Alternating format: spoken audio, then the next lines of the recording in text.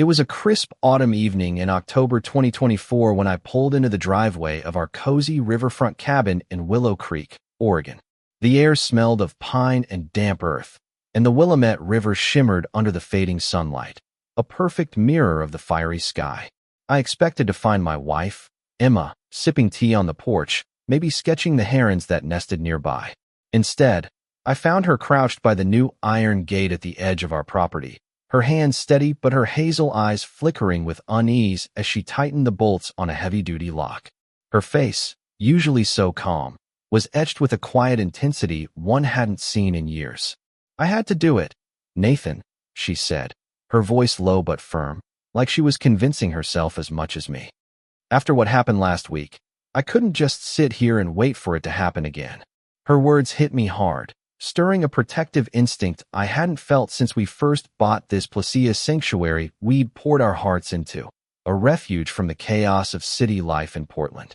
Just 10 days earlier, while I was away on a business trip in Seattle, Emma had woken up at 2 a.m. to a stranger strolling through our backyard like he owned it. A wiry guy in his 50s, he claimed he'd always used our path to reach the river, acting like Emma was the intruder for questioning him.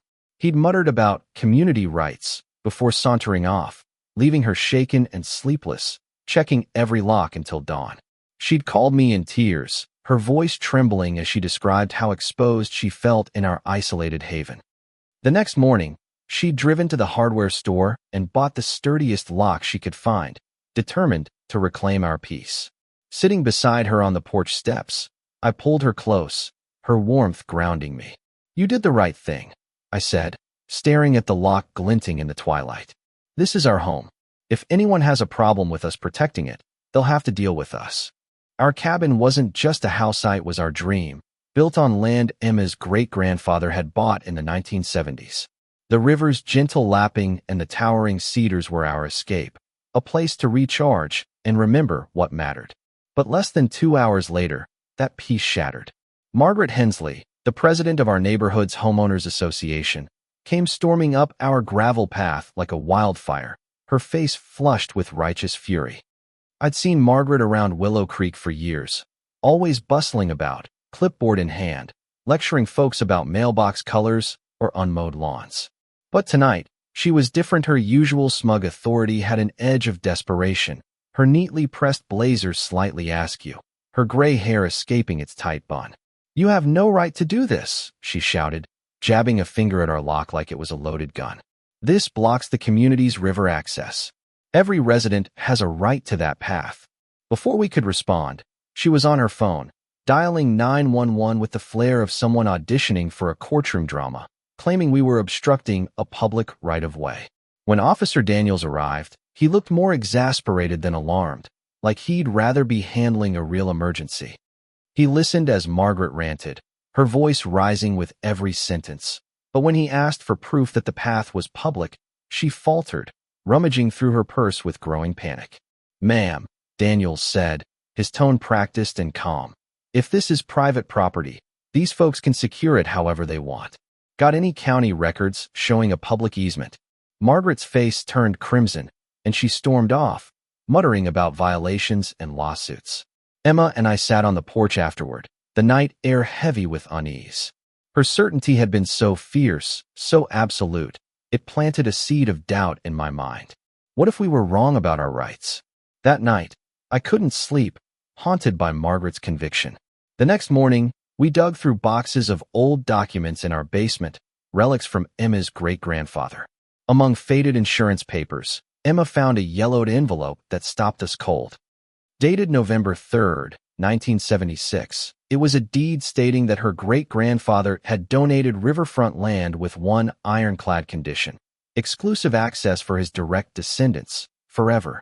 The language was airtight, signed by county officials, witnessed by attorneys, stamped with official seals. "We own the river access," Emma whispered, tracing the words with a trembling finger. How could Margaret not know this? But then we found a second document, an addendum from 1977, mentioning community consideration and neighborly cooperation. Its vague legal jargon muddied our confidence. Did it limit our rights?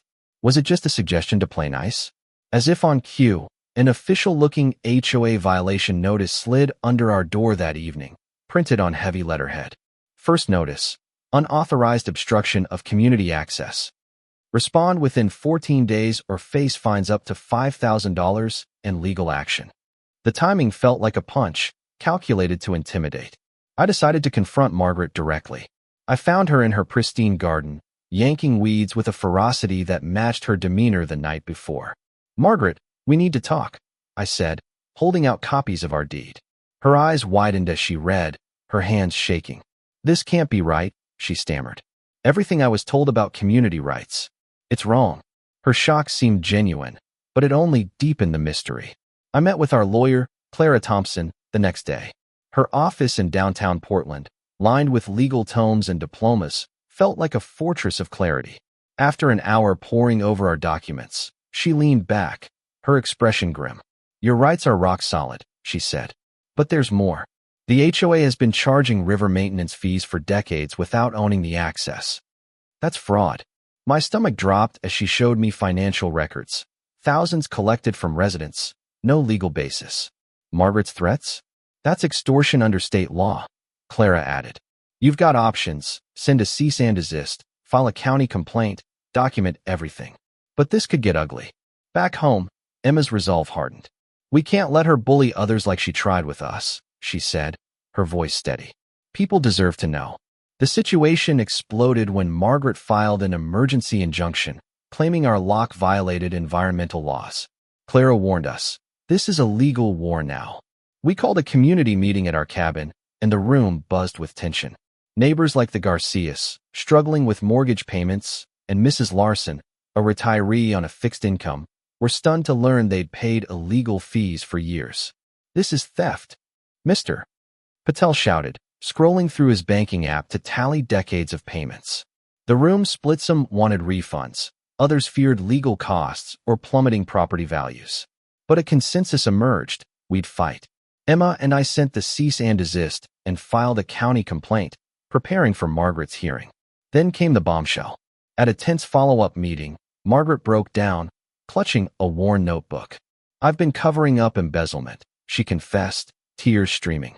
"The former president, James Carter, stole $45,000 before leaving town. I used my own money to balance the books, thinking I was protecting everyone." But the real shock was her next revelation. Eleanor Brooks, our sweet elderly neighbor, was his accomplice. "She's been manipulating me, pushing me to act tough to hide her own theft." The room froze. Eleanor, who baked pies for every potluck, was a criminal? Margaret produced bank records showing Eleanor's ongoing fraud, fake invoices, inflated contracts. Worse, Eleanor had been at the meeting, slipping out to make a panic call we later overheard. They found the documents. "We need to move fast." The county prosecutor's office called Margaret at dawn, tipped off anonymously about HOA fraud, framing her as the mastermind. Investigators cleared her after finding she'd funneled personal funds to cover losses, but the real culprits, Eleanor and James, faced federal charges for wire fraud and conspiracy. Eleanor had fled, draining her accounts, but evidence tied her to a shady development company eyeing our riverfront for a takeover. They'd orchestrated the fraud to tank property values, forcing sales. Our lock had unraveled their scheme. A year later, in October 2025, Emma and I sat on our rebuilt dock, the river sparkling under the sunset. The community had recovered $72,000, distributed to residents for mortgages and repairs.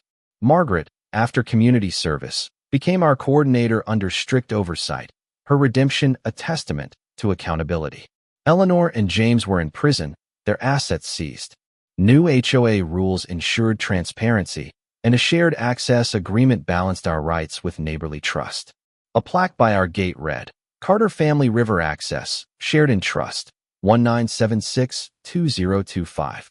Our simple lock had exposed a conspiracy, saved our community, and taught us the power of standing firm. But questions linger. Should we have pushed harder for punishment, or was redemption the right path? Could you forgive someone like Margaret, who acted out of desperation? What would you do if your sanctuary was threatened? Drop your thoughts below, hit that like button if this story gripped you, and subscribe for more real-life dramas. Let's keep the conversation going.